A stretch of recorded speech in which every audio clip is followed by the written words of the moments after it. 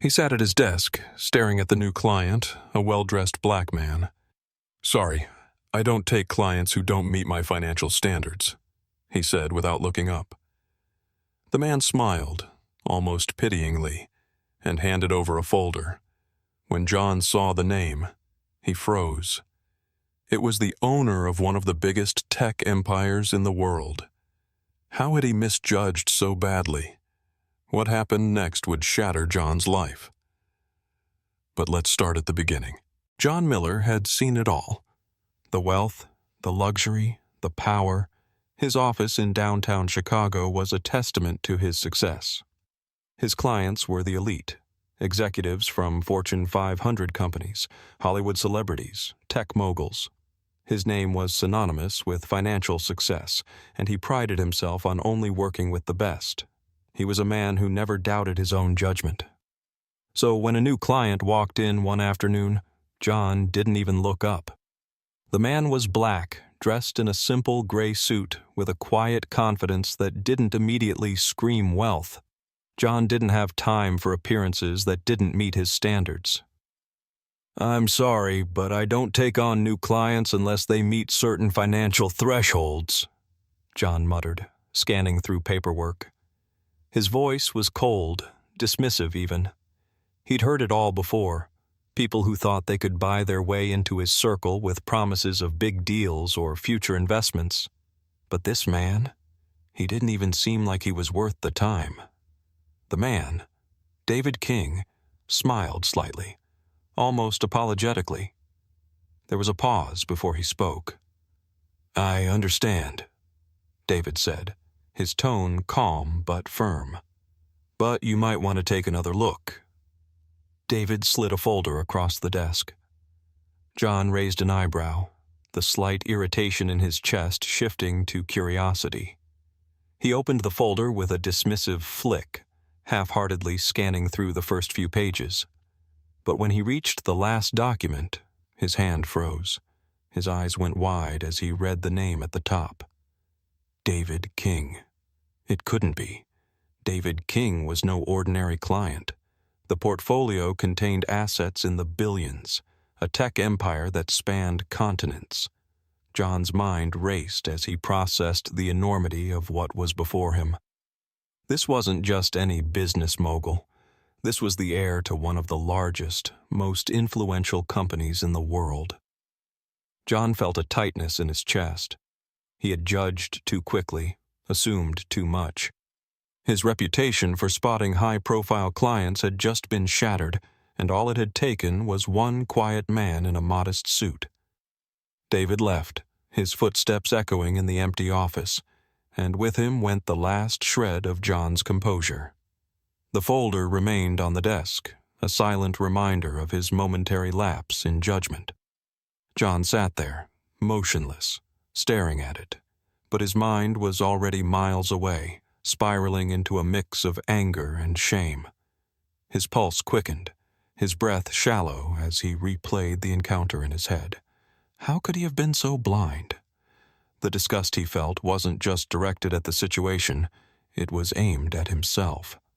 The thought that he had so casually dismissed a man who, in reality, was far wealthier than any of his high-profile clients churned in his gut like acid. The shame of it burned through him. His face flushed red, a physical manifestation of the guilt and rage he couldn't shake. The office felt suffocating now, the walls closing in. He ran a hand through his hair, his mind racing. How had he gotten here?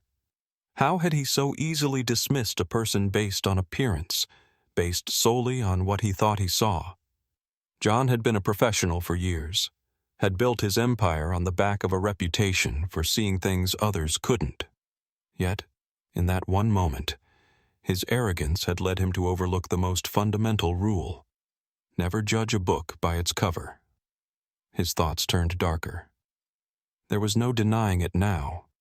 He had judged David King based on racial stereotypes. The man had walked into his office wearing a modest suit, speaking politely, exuding a quiet confidence. To John's eyes, that meant he wasn't the type of client who could afford his services. But the truth What he had discovered in the folder was a slap to the face of his self-righteousness. The realization hit him like a sledgehammer. He hadn't just been wrong about David's wealth. He had been wrong about the very way he viewed people. That fact gnawed at him, a constant burning reminder of his own bias. He was ashamed of his actions, yes, but there was something else now. Instead of remorse, a bitter anger simmered beneath the surface, anger at David for making him confront his own prejudices. It was easier to blame the situation, easier to be angry at David for challenging him, than to admit the ugliness of what he had just done. A few days passed, but John couldn't shake the unease that had settled deep within him. David's name lingered in his mind, an unwelcome echo that reverberated in every quiet moment. It wasn't just guilt anymore. It was a fierce, burning anger. How dare David make him feel so small, so insignificant? The whole situation gnawed at him.